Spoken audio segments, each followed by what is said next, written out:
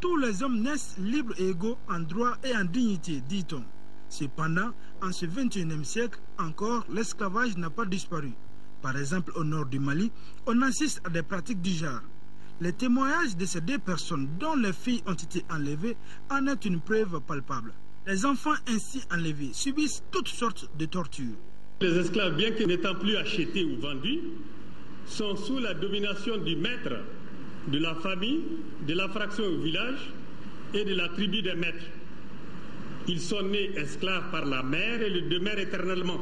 L'association Temet, qui a vocation de plaider pour l'éradication de l'esclavage, pense que le dialogue est un moyen efficace pour lutter contre cette pratique inacceptable.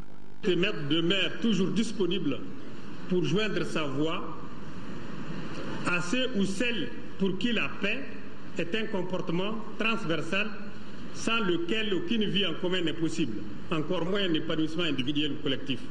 La restauration de l'autorité de l'État ne doit plus être un vain mot.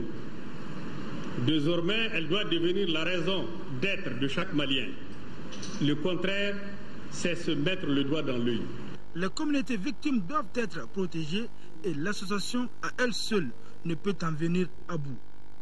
Il faut donc l'effort conjugué de tous les Maliens.